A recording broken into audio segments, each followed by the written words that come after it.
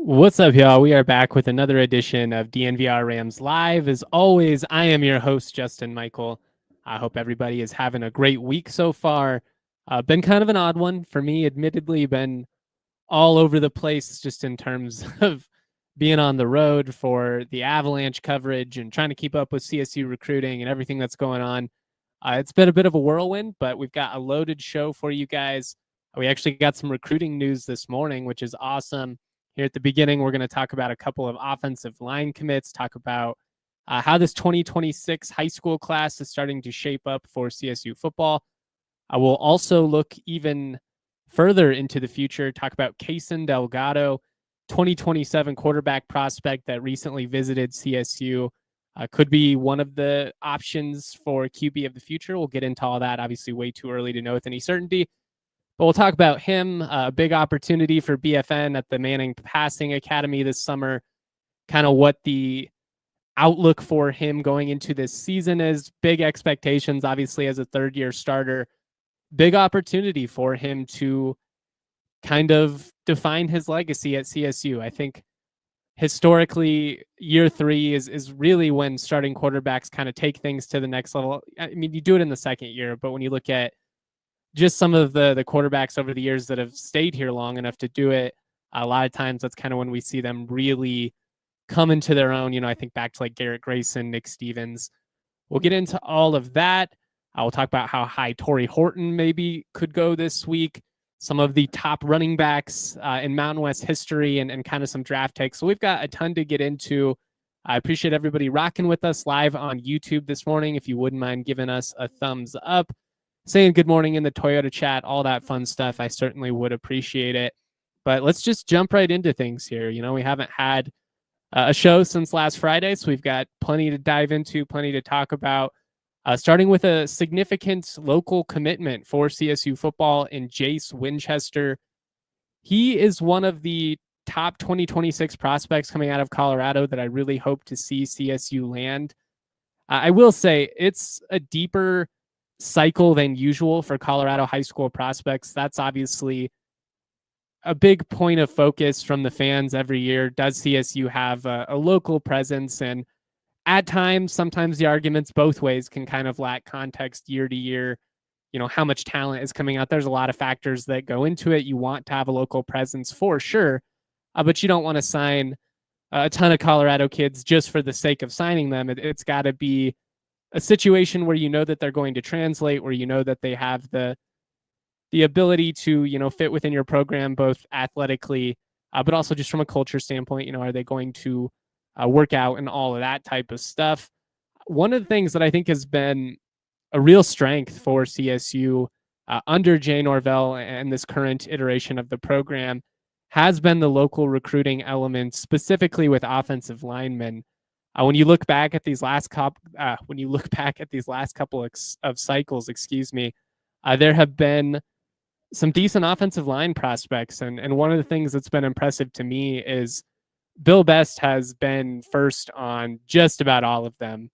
The Colorado offensive line prospects that have gone on to sign with D1 schools, not all of them land in Fort Collins necessarily.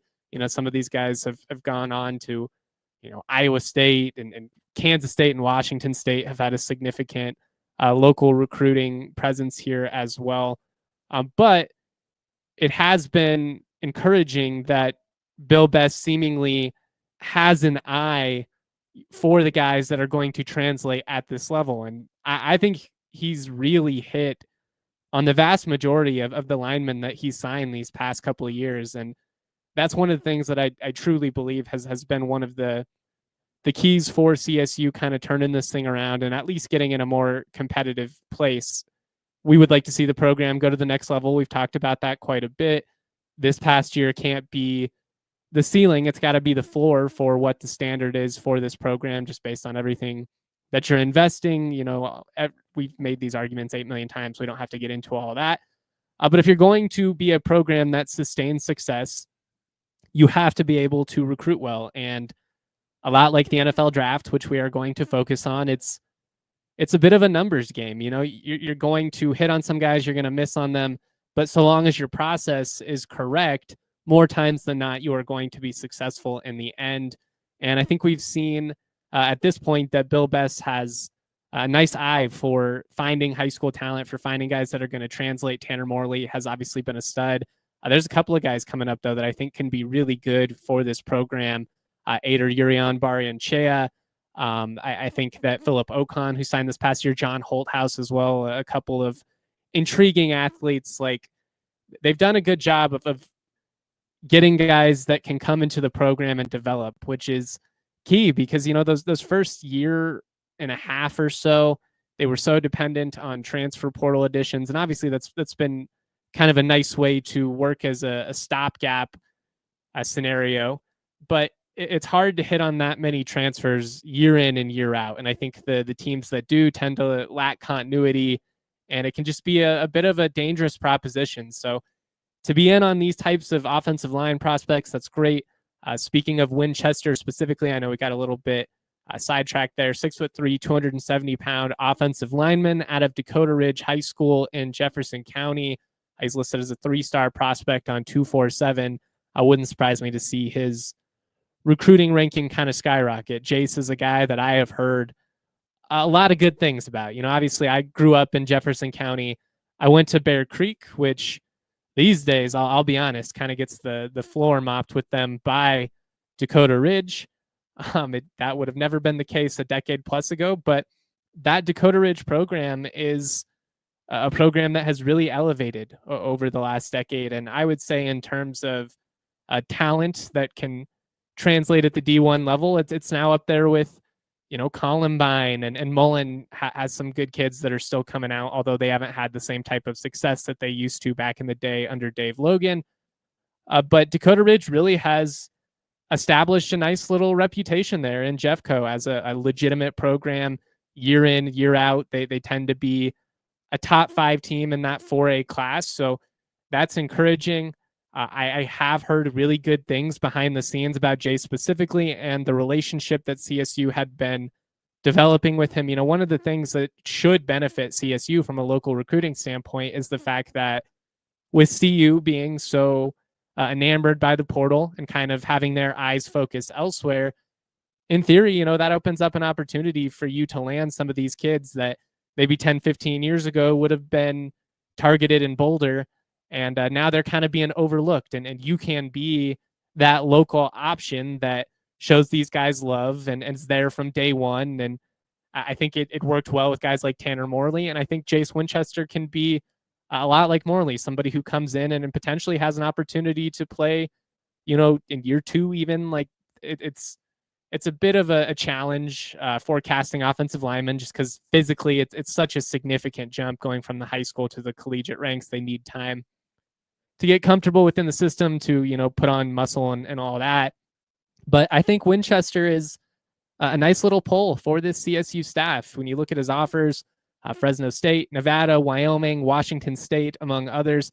So he feels like a guy who very easily could have gotten away. He was right there in your backyard, could have gotten away and come back to, bite you in the ass as a Wyoming starter, or even Washington State. We're going to be conference mates here moving forward. So I'm really excited about this. He's one of a couple of Dakota Ridge guys that I would like to see CSU be in the mix for these next couple of years. And I'm really encouraged about the direction of the offensive line and the type of guys that they've been able to sign. Again, I think sometimes the arguments about local recruiting can be misconstrued, but Colorado, in terms of the positions where they have produce people that go on to have success at the D1 level most consistently, it's been offensive linemen over the years. Like, obviously you can look at Christian McCaffrey and there are examples like that. But traditionally it's been offensive linemen. And I honestly feel like O-line is probably a position group where on the local front, you are going to have better odds of landing some of these more highly acclaimed recruits. I think some of the flashy guys, the Gavin Sawchucks of the world to like end up at Oklahoma, the running backs, the wide receivers, they're going to be a little bit harder to land, especially when you've got SEC, Big 12, whatever offers going after them. You might be able to hit on some of these offensive linemen because there's a proven path to the playing field here at CSU. Guys want to go where they're going to have an opportunity to play. You can do that at CSU as a local offensive lineman and play in front of your family, your friends, all of that stuff we've talked about 8 million times. Again, deep cycle in 2026. I think there's a good chance, really maybe like 15 plus kids go D1. We'll have to see how that works out in the end. There's a couple of other offensive linemen that I have my eye on this cycle. CSU already has 3 O-line commits for the 2026 cycle. They also got a quarterback commit in Darnell Kelly out of Fairburn, Georgia, kind of a dual threat option.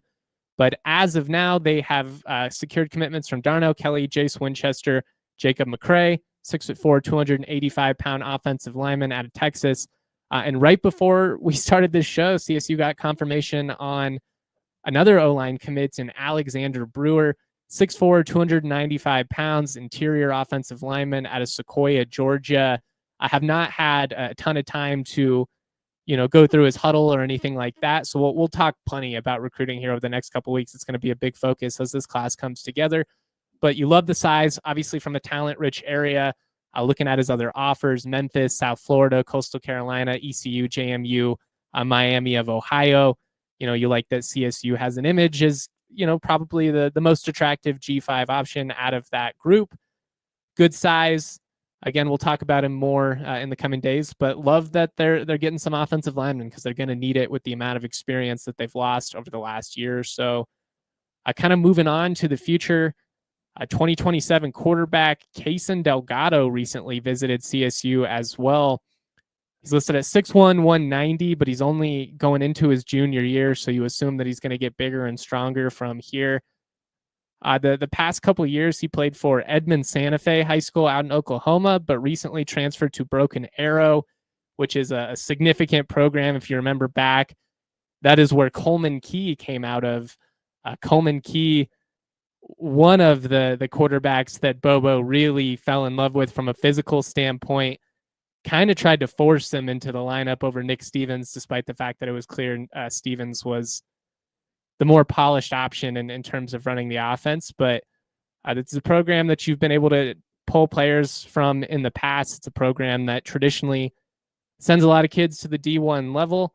And although he's young and inexperienced at this point, you like that he already has a significant playing time as an underclassman. When you're playing varsity football in Oklahoma, 6A football as a freshman, sophomore, that says something. Played in 14 games so far, if the stats on Max Preps are correct.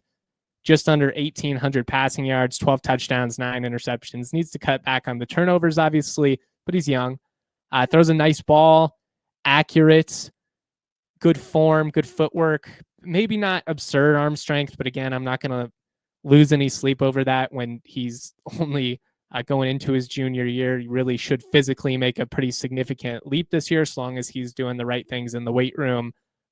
Potentially gets taller, and that frame widens out as well. 6'1", a little bit on the smaller side, for a starting D1 quarterback. You can make it work, especially with the right arm strength.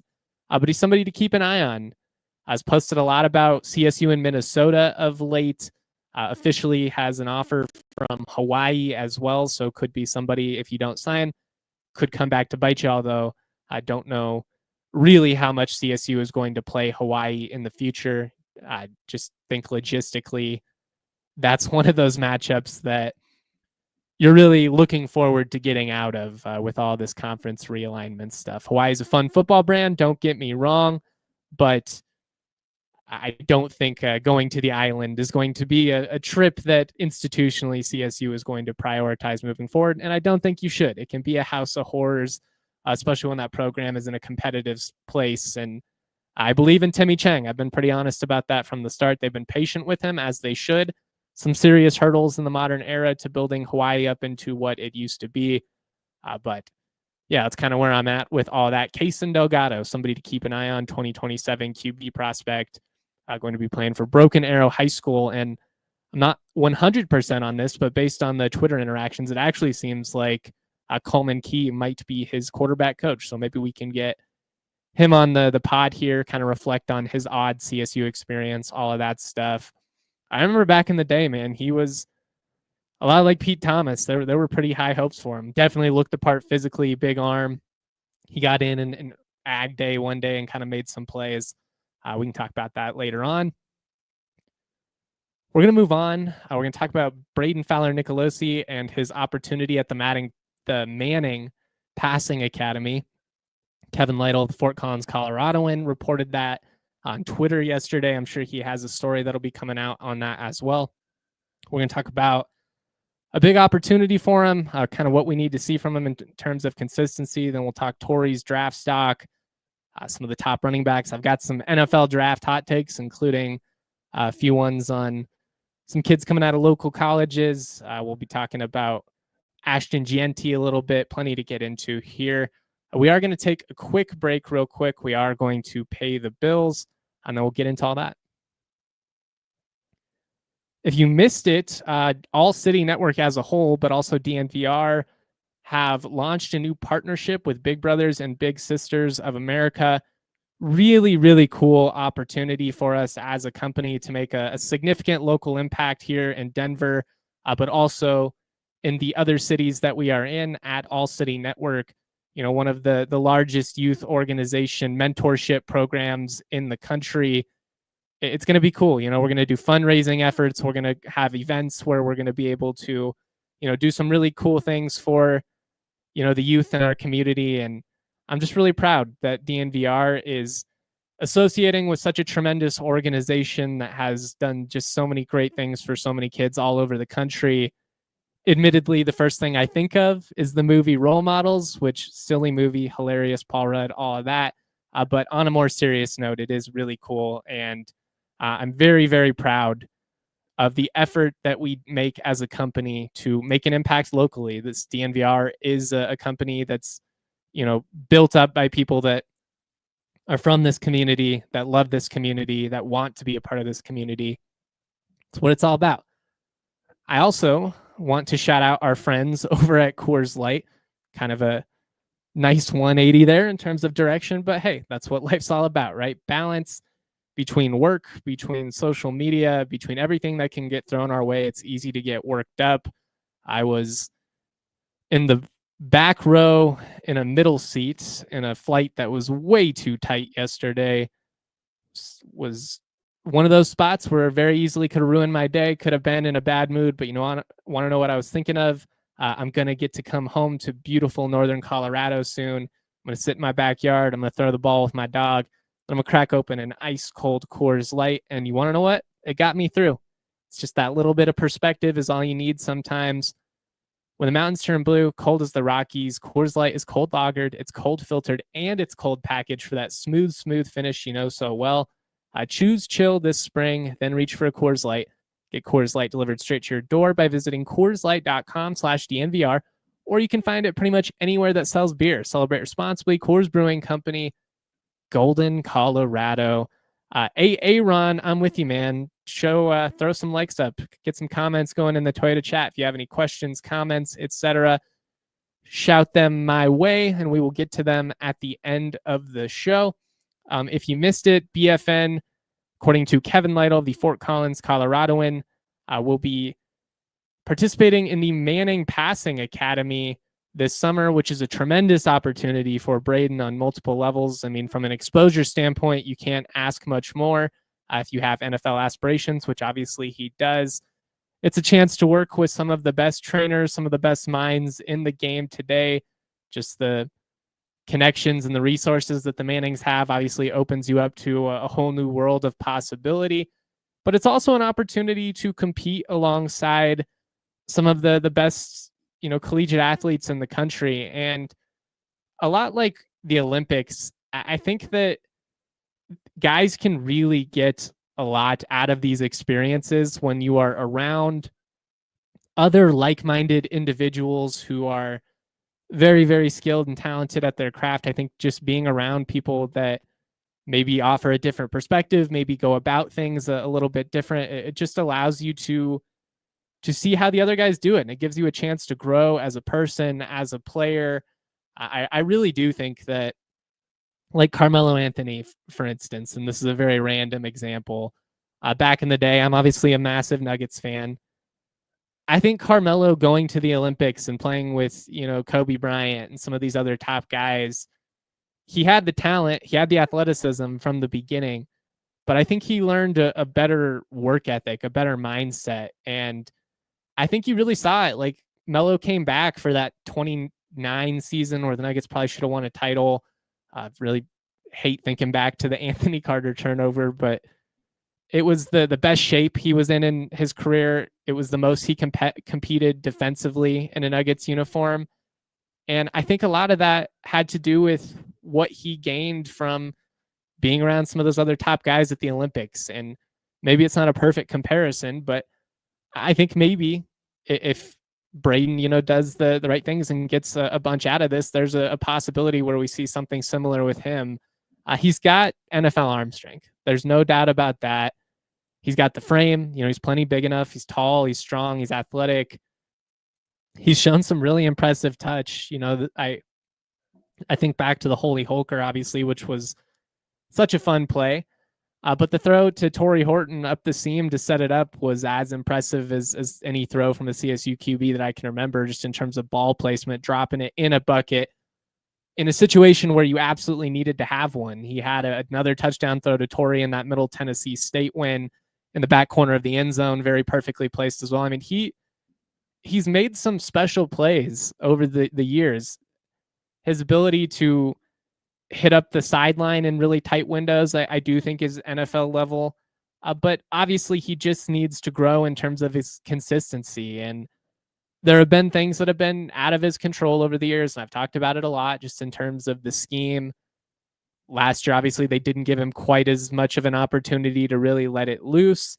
It allowed him to cut back on some of the turnovers, but it also probably lowered his ceiling in terms of what he was able to do for the offense. They just didn't have enough consistent, explosive plays. But I also think a factor in that was the lack of continuity at wide receiver, which really had been an issue for the last couple of years. Tory Horton being in and out of the lineup made it tough, because both of these last two seasons, the game plan, the plan for the staff going into the fall was to be able to lean on him. And I just think that was a challenge. And I think, late in this past season, you have some guys go out the door. I think that impacted the success of the offense in the bowl game. If you're cynical, you could say that's an excuse, and maybe it is, but I also think that it's pretty important context. All of a sudden you're like trying to lean on true freshmen and guys that were not in the lineup for a reason. I don't mean that to throw shade or anything like that, but they just weren't ready from a development standpoint. And then all of a sudden it was kind of like the spot that CSU was in late in 2022, when after Dante Wright and Ty McCullough, some of those guys decided to dip, after Melquan Stovall decided to leave after a couple of games, all of a sudden you're playing, Justice Ross Simmons and Lewis Brown. And those guys are D1 receivers, and we saw them make a big leap in their second year in the program, but they just weren't ready to see the field in 2022. And I think there were some guys those last couple of games that were on the field out of necessity that weren't necessarily, ready to be playing the roles that they were. And I'm not sure that CSU has a top end, NFL prospect wide receiver at the moment. Like they don't have a Tory Horton on the roster. LB, that situation is obviously a big bummer, because he is an NFL caliber wide receiver that just for whatever reason can't seem to put it together off the field. And that's potentially a the offense, but I like the spot that they're in going into this season. I think with Jordan Ross and Tommy Maher and some of these other guys, Brayden is going to have a nice opportunity to establish some rapport, some chemistry with them throughout spring, throughout the fall camp. We do need some of those guys to make a pretty big leap, but we also need Brayden to make a leap, and I've said a lot of good things about him. I've also pointed out his footwork at times. I believe, I'm not a quarterback coach, I'm not a scout, but I'm obviously somebody who's spent a lot of time around the game, spent a lot of time around the prospects, and in general, I just have a real obsession and a fascination with the quarterback position. I love to watch him work behind the scenes. I've felt like Brayden's footwork could be more consistent. I think there are times where he throws off his back foot and it just prevents him from hitting on some, intermediate throws. Like, as much as he does the spectacular well at times, I think there are maybe spots where he leaves a little bit to be desired just in terms of some of the more routine throws, where we're seeing him, put a out route in the dirt or something like that, or just, missing a throw by not stepping up and setting his feet. And if he can do that with just a little bit more consistency, there are going to be times where you have to throw off platform, where it gets off schedule. Like, the ability to do that is important. And we see that in the NFL today, guys like Patrick Mahomes, Josh Allen, even Jordan Love of Green Bay, Bo Nix. Like, there are times where you have to get wonky. But if you do that all the time, it can result in you missing some plays and basically, not taking some layups when they're there because you're trying to throw a windmill dunk. And I think that he's going to be intriguing to NFL teams just because he has that size and because he has that arm strength. Like, I don't think that they're going to fixate on some of the little things from early on in his career. I think they're going to look at those traits and be, intrigued. He's just got to do it with more consistency. And if he can do that, that's obviously going to mean big things for CSU in terms of their team success. But there's going to be really high expectations for him going into year 3 here. The expectation is going to be for him to make a leap. And, as John says here in the Toyota chat, didn't Garrett Grayson go to the same Manning Academy and really shined after? Maybe I'm wrong, but it could really help him. I'm right there with you, John. I do think this could be a pivotal moment in his career. You refine a couple of things, you pick up on some habits, some just process things from some of the brightest minds, and you really come into your own. And obviously, just being in the 3rd year, like, he should be comfortable. He should have his feet underneath him. Hopefully there's a little less wonkiness in terms of, scheme changes and receiver injuries and all that type of stuff. But I think this is the year where he's got to put it all together. And if he does, that's going to put CSU in a spot where they're, potentially contending for a championship and hoping to push for the college football playoff, because that's what you can do. If you win the Mountain West, you should be the G5 representative in the college football playoff. But if it is going to happen, I think a lot of that falls on Brayden's shoulders, which is a tough spot to be in. Admittedly, it puts a ton of pressure on you. There's very few positions in all of sports where it's quite as vulnerable as QB, where the spotlight is so fixated on you. And he's somebody who's, generated headlines at times for some of the things he's said. I wish him and Tory wouldn't have said some of the things they said leading up to the CU game. I think it put just unnecessary attention on them. I thought maybe the way that process was handled from a journalistic ethics standpoint, not my favorite, sitting on some of those quotes that came from the summer and then conveniently get released right before the game.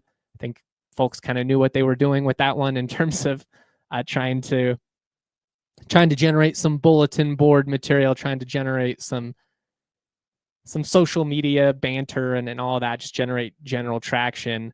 I just didn't like how some of that was handled. But it's a big opportunity for Brayden, and he's been a part of some really big moments. The Utah State comeback, the Boise State comeback, helped CSU beat Wyoming and Air Force this past year. But this is going to be a huge season for his future, and we're really hoping to see him kind of elevate in this 3rd year as a starter. We've seen it happen before, Grayson, Stevens, etc. Really big opportunity for him. And I think physically it's all there. It's just now, can you have the maturity to refine the little things and put yourself in a position where you prove that you are, an NFL caliber quarterback. And if he does that, probably means really great things for CSU. If he can't find that consistency, it's probably bad for CSU. They're probably in a spot where they're not reaching what is viewed as the ceiling for this team going into this year. So we'll see. Going to be a lot of attention on him. That's always a tough spot. You know, as the quarterback, you get all the blame, but you also get all the glory when you win. But I really hope that going out and just kind of being around some of these top guys, working with scouts, all that, puts him in a spot where he learns some things and he's able to really take things to the next level, because I think all the talent is there.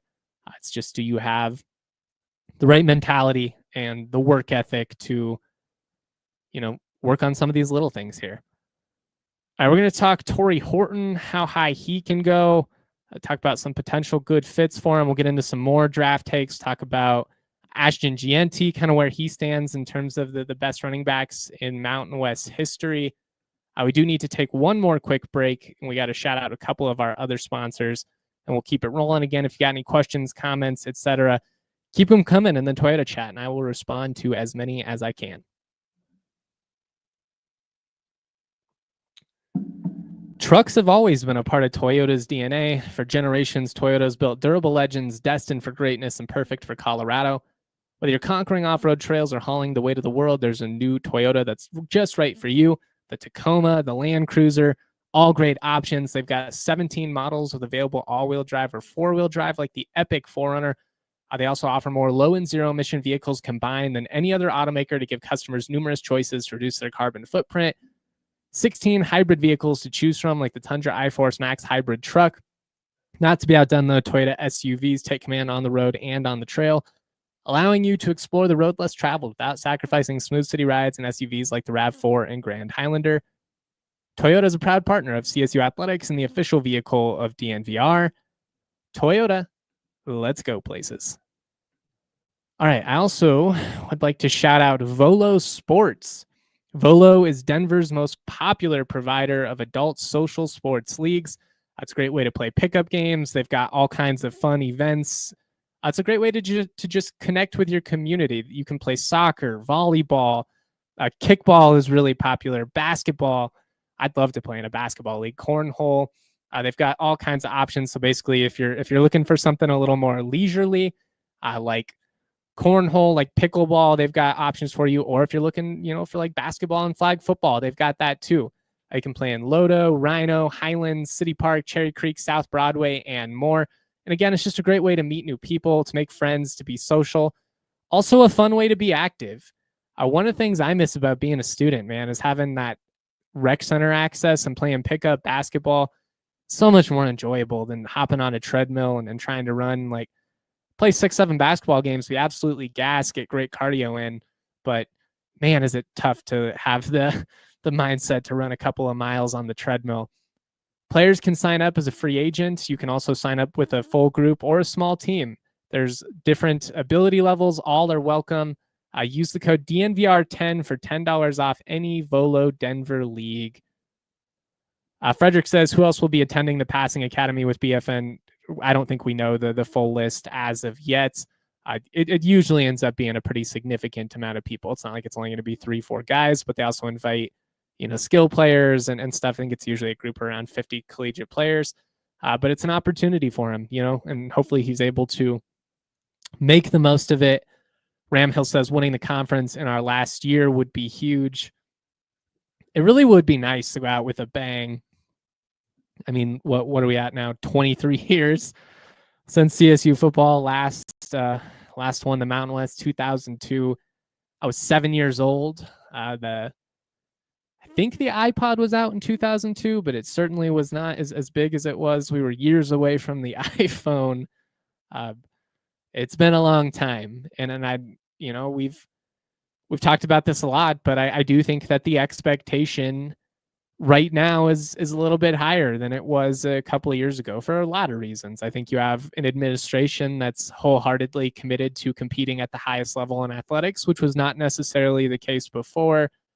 But also you have a proven track record. And while it's maybe not necessarily fair, I do think that what basketball has done in recent years has kind of raised the bar. And I think if you're football, I think if you're volleyball, I think if you're women's hoops, you got to look around and feel the pressure a little bit and understand that the expectation, in this last year in the Mountain West going into the Pac-12 is that CSU should be competing at the highest levels with all these programs because there's no reason not to. We've got everything in place. We have the infrastructure. We have the facilities. We have the funding.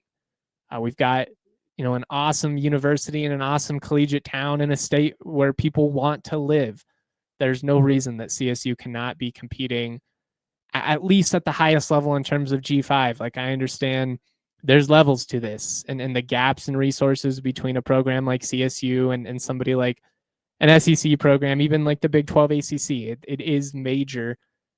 And there are very realistic hurdles to consistently being, I think back to some of the successes reached under Sonny. I don't know if you can expect to be a top 20 team year in, year out, but if you're pushing for a conference championship, you should at the very least be flirting with the top 25. You should be kind of in that mix there. A lot like we've seen from Boise State and even some other teams like Fresno State and Utah State in recent years. CSU's done that on the basketball side. Now I want to see them do that on the football side and really take things to the next level. You want to go into the Pac-12 with some momentum. Winning the Mountain West is a great way to do that. All right, let's talk about the NFL draft. Obviously, a lot of attention, going to be a lot of commentary. This time of year always cracks me up, and there's some irony in me saying this because I have not been as locked in on the draft these past couple months as I have been historically. I was one of the hosts of the DNVR draft pod for the last 5-6 years. So it is something that I focus on year round. I'm obviously a big college football fan. I'm watching a ton of action throughout the year. It just always makes me laugh that when you get within a month or so of the NFL draft, now all of a sudden everybody with a podcast, every talking head, every radio show, every writer, everybody has to give their draft takes. It's a little bit silly, but that's how the content machine works. And kudos to the NFL for finding a way to somehow make themselves one of the biggest storylines 365 days of the year. We're in the heart of the NBA and the NHL playoffs, and the NFL draft is still what's going to dominate, ESPN and everything else. But we are a football obsessed world. It makes a whole lot of sense. Aaron, I'll get to your question here at the end about how confident are we in the new defensive players. Stay tuned with us. If you got any more questions about observations, fire them in the Twitter chat. I also kind of dove into some position groups last week. So if you missed that show, you should check it out. But we can talk more about it on this show as well. I did just briefly here want to talk about Tory Horton and try and stay at least somewhat on track. I really think that had he been healthy this past year in a good wide receiver class, but not a stellar wide receiver class, I think he would have gone top 40. I really do, because I think he runs probably a 4.38, 4.39. If he's not coming off of the knee injury, he still ended up running a 4.4, which was really impressive. I think he's done just about everything he could to re-elevate his draft stock, which obviously following the injury, when it was October, November, a lot of folks were thinking, man, is he going to fall to day 3? Is he going to be like a 6th, 7th round pick, maybe even undrafted if he's not able to show anything physically between now and the draft? Worked his ass off behind the scenes to get back to a healthy standpoint, at least relatively healthy. Got cleared just before the combine, really had a nice showing out there. His pro day, he looked smooth. I always take some of that stuff with a grain of salt. Like, every quarterback, every receiver better look good on air. But I think what was more important was just seeing how he was able to cut and stuff like that, change directions. Looked really fluid.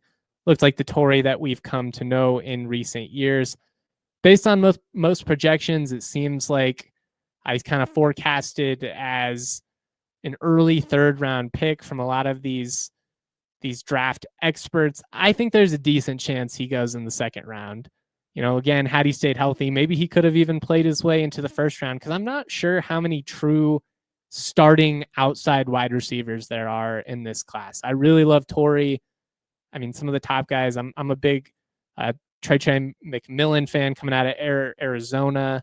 Um, I think there's a lot of gadget receivers. I think there's a lot of guys who are going to be good at a couple of things, but I don't know how many true 3-down outside wide receivers there are in this year's class. And I think Tory is one of them when healthy. I think he's somebody who has shown from a route running standpoint, who has shown from, a catch standpoint, he's got great hands. He can be that dependable option. I'm not sure he's a number 1 NFL receiver, but I do think that he could be an above average number 2 wide receiver on a team. And I think in the right fit, he is somebody that can make a significant impact right out of the gate. I really hope that he lands in a good fit for him and an opportunity where his development is going to be prioritized, but obviously also where he is not going to be handicapped by just dysfunction within the organization or a lack of quarterback. I think Tory, out of all the receivers that we've seen go to the league in the last 15 years, Rashard Higgins, Gallup, Hansley, BC Johnson, I think Tory's ceiling is the highest just because he's only a young 22 years old. He's played a lot of football. He's really smart. I've seen his work ethic firsthand and know that he's going to do the little things to succeed. He's the type of guy that's going to be willing to play special teams. I mean, I'm not sure how many, especially with his injury history, maybe he shouldn't have, but I'm not sure how many guys in his spot last year would have been back there, housing punt returns. And that speaks to the competitor and the type of person that Tory is. And again, just the fact that it's not the deepest class, based on what he's shown in the last month or so, however long ago the combine was, 6 weeks, I think there's a good opportunity for him to still potentially be like a top 50 pick. I think at the worst, he's a top 75 pick. That's my gut going in. Trey ended up falling a little further than I would have guessed a couple of years ago, and I imagine a lot of NFL teams probably are second guessing themselves on that. But I have no doubts about Tory's game translating at the next level. He's put on muscle, looks great. He looks the part physically. In terms of where I'd like to see him land, I would love to see him on a contender. I mean, I'm a Broncos fan. I think the Broncos could use another outside receiver opposite of Sutton. So I think Denver would be a place where he would make sense. It's also a situation where Denver could use him again. Green Bay, I think, could use another outside wide receiver. Thinking of him with Jordan Love would be kind of cool. They also have Romeo Doubs, so be kind of a fun little story there. If Romeo, who was kind of Tory's mentor early on in his career, and him got to reunite, that'd be fun. I could see him being highly impactful with someone like Washington or the Chargers. The Chargers could definitely use an outside wide receiver. San Francisco could use a cost-effective wide receiver after all the money they've spent on some of their other skill positions. Some other teams that I think would make sense, where I think he would have a path to playing time, but maybe not my favorite fit. I've seen him projected to Jacksonville on a couple of mock drafts. I think he would start day one in Jacksonville, and I think Lawrence could use him. Don't love the instability of that organization. It feels a little bit like Rashard Higgins landing in Cleveland. I just wish he had gotten to go to a place where didn't have so much bullshit behind the scenes, kind of holding them back. Chicago could use another receiver. I mean, teams with young and up and coming quarterbacks are obviously always going to be looking for improvements at the skill positions, although they have, drafted and made some trades in recent years. Kansas City could use them. I mean, I would hate it as a Broncos fan, but imagine him with Patrick Mahomes, what he could potentially do. Could say the same thing about Buffalo, although they did spend some money with some of their extensions at wide receiver these last couple of years. But I just hope that he gets to be in a spot where he can flourish. That's what I root for him. Obviously, I'm a Broncos fan, so if he lands in Denver, I'm rocking that Tory Horton jersey day one. But I'm really rooting for him because he genuinely is as good of a dude as I have had the privilege of covering over the years. I really love interacting with his family. They could not be sweeter. And I'm not sure how many guys with his type of talent would have been as gracious and as humble as Tory was consistently throughout his entire career.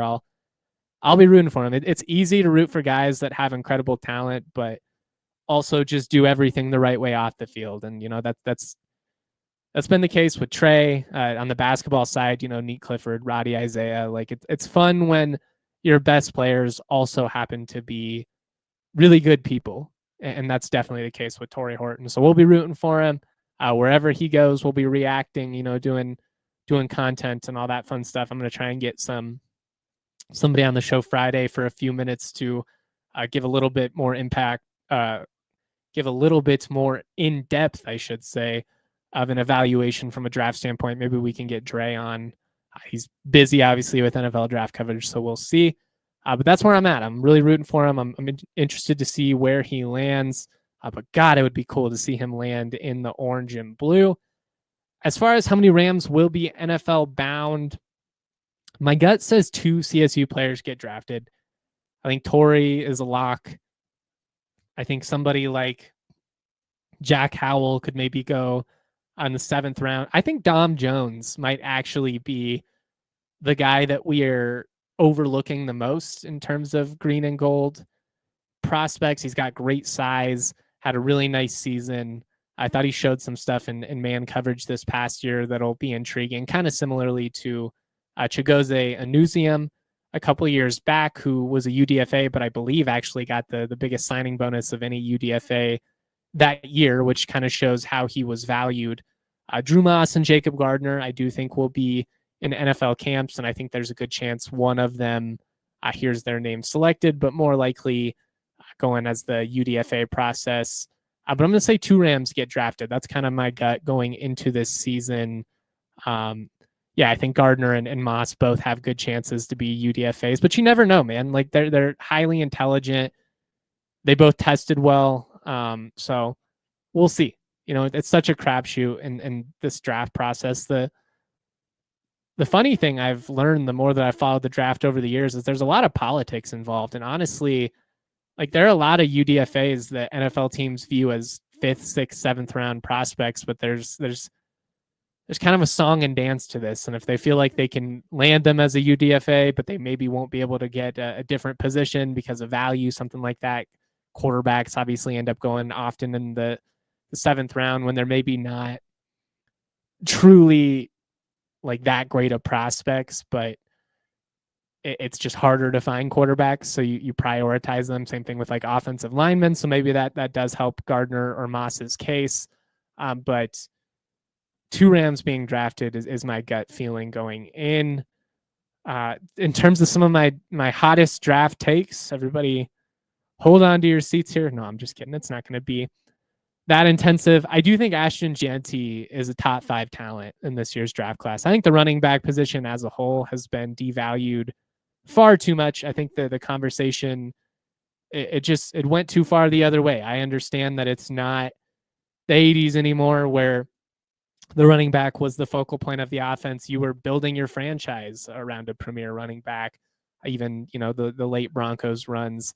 But I do think when you look at the best teams in the NFL, the teams that are consistently contending, just about all of them have some form of consistent ground game. And obviously Philadelphia is the easy example. I'm not saying he's going to be Saquon Barkley, but I think he has the ability to be that type of impact back for a team day one.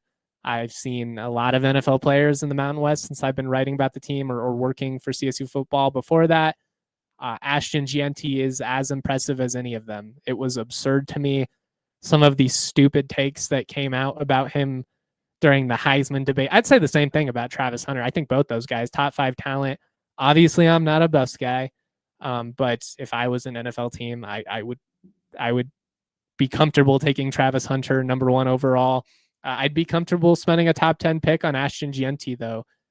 I know the positional value stuff does weigh into it, but I don't think that there are 5 better football players in this draft class than Ashton Jeanty.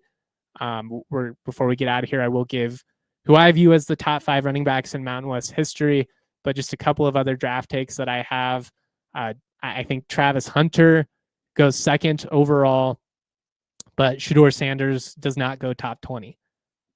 I personally, and I'm not even saying this as a CSU thing, because Shedeur was an above average collegiate quarterback who basically single-handedly beat CSU in Boulder a couple years back, and he had another really good game in Fort Collins too. So like I've seen firsthand what he could do. I think he's a polished passer. I think he throws a really great football. I think physically he's somewhat limited. I just don't think he has any traits that really wow you. The thing that I would compliment him the most on is probably how he played in some of those big games for CU.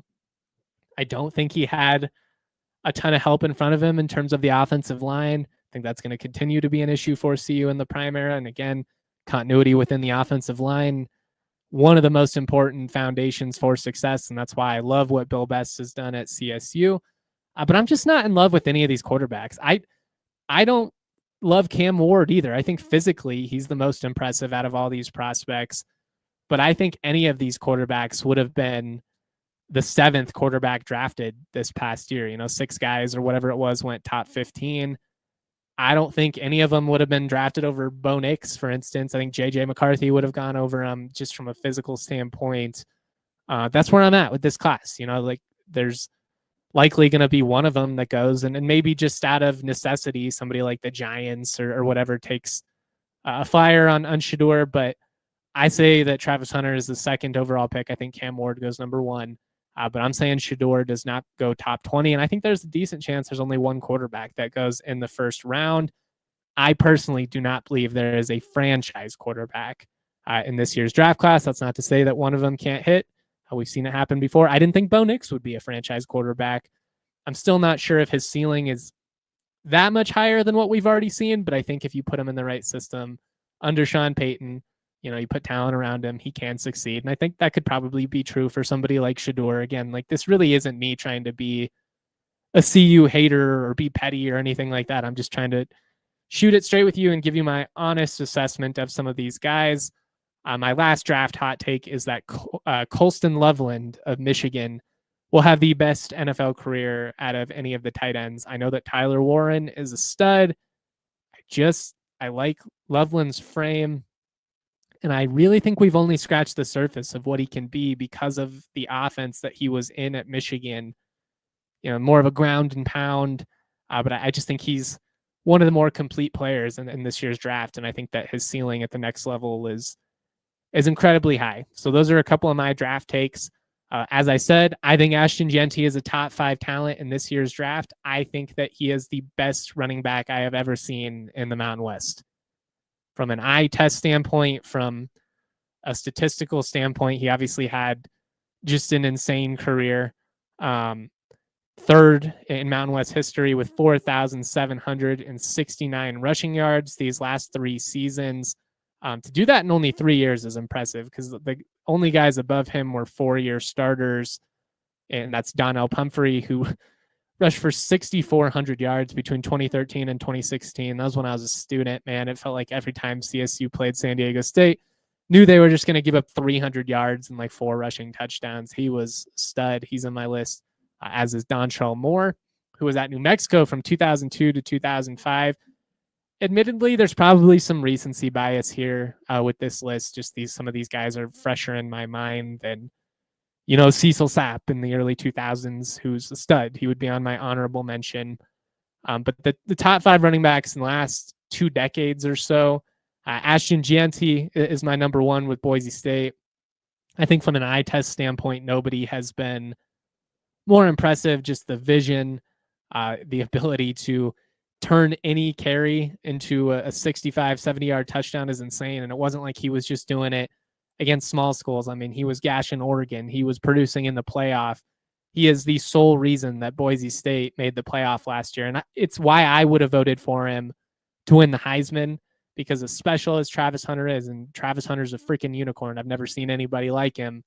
Ashton Jeanty individually elevated his team's ceiling more than anybody in college football last year. Boise State, I personally feel like, is like a 7-5 team without him. I just don't think that they had the talent at the skill positions. Even defensively, they were fine, but they weren't like game breaking like we've seen in years past. The physical gap between Boise and the rest of the Mountain West just isn't what it used to be. They're still a really good program. They're still the carrying the banner for the league. Don't get me wrong. I'm not trying to be Mr. Hot Take Artist, get over dramatic or anything like that. Still a tremendous program. But it's not 2011 where the gap between Boise and everybody else was so significant. It felt like a Power 4 matchup. It's just not the case anymore. That said, Ashton Jeanty is as good as anybody I've ever seen come through that program. I think he is the best running back I've ever seen in the Mountain West. Number 2, this one was a little bit harder for me because how do I weigh, Capri Bibbs 1 year with CSU, which is as impressive as any 1 year run as anybody, and Jay Ajayi, who was just a monster for Boise for like 2-3 years in a row. Jay Ajayi physically would come in and just kick your ass, ran for 3,800 yards at Boise, obviously had a nice NFL career. I ended up putting Jeanty 1, Ajayi 2, Capri 3.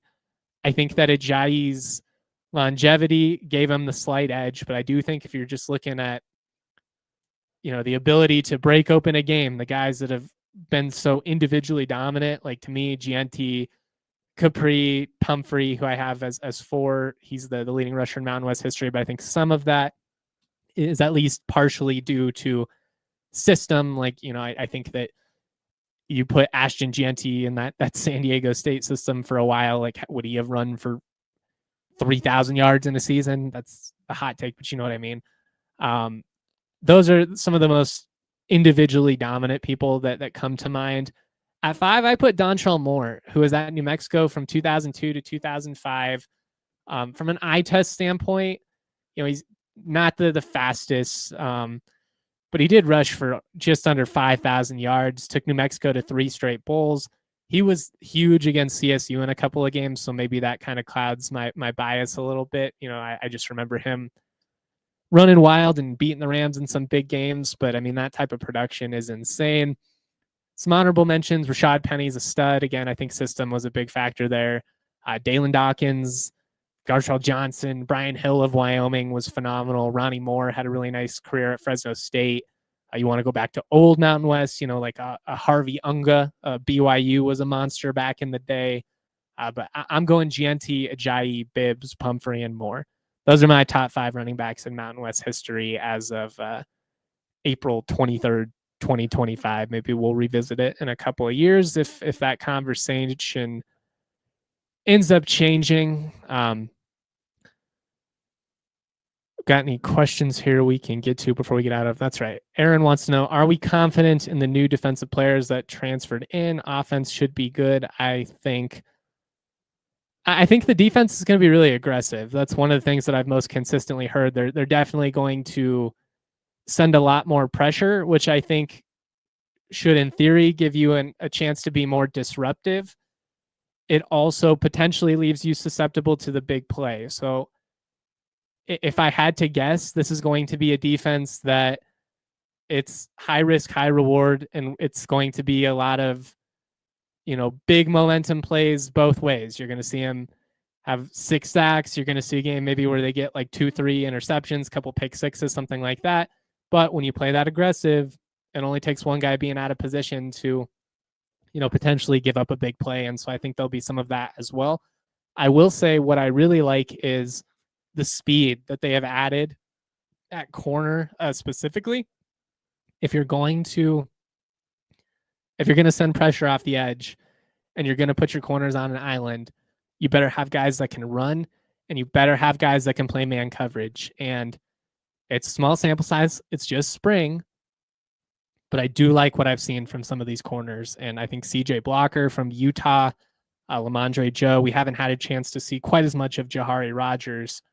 But I do think the corners that they brought in specifically are really, really exciting. And I think Jaquez Evans is the real deal at edge rusher.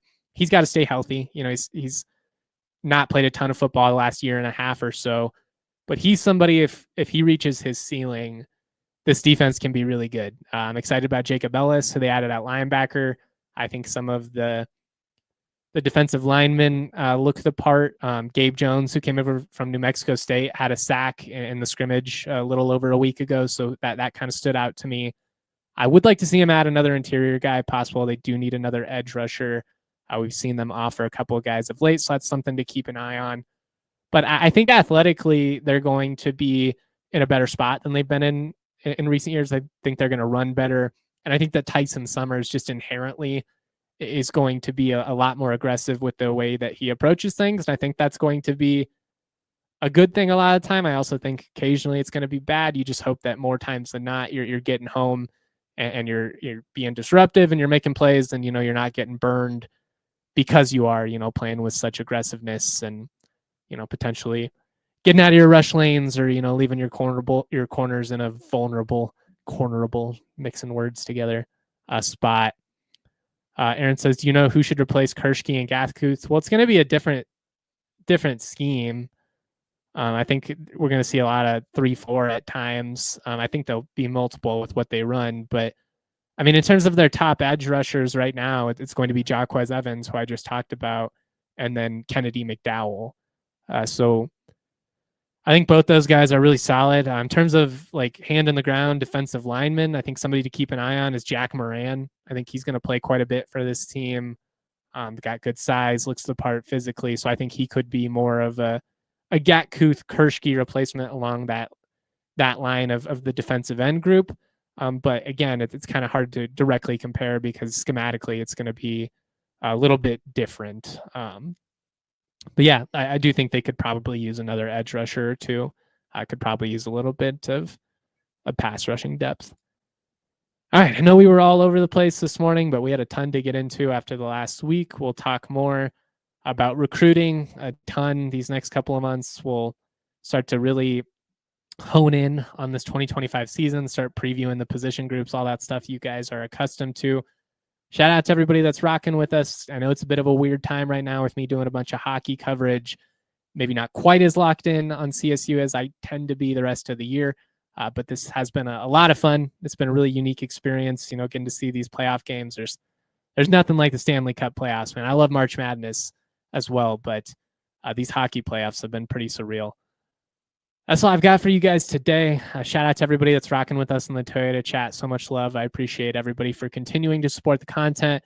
We do have a DNVR promo sale going right now. If you've never been a diehard, intro offer for just $36 for the year, you're going to get a free t-shirt plus access to all of our premium content for what equates to $3 a month. That's less than Starbucks, man. I got a Starbucks in the hotel airport the other day, or at the hotel on my way to the airport the other day. Good God. It's like $8. Crazy. All right, that's all I've got for you guys. Much love, y'all. Always proud to be. Peace. We all silly like the mayor.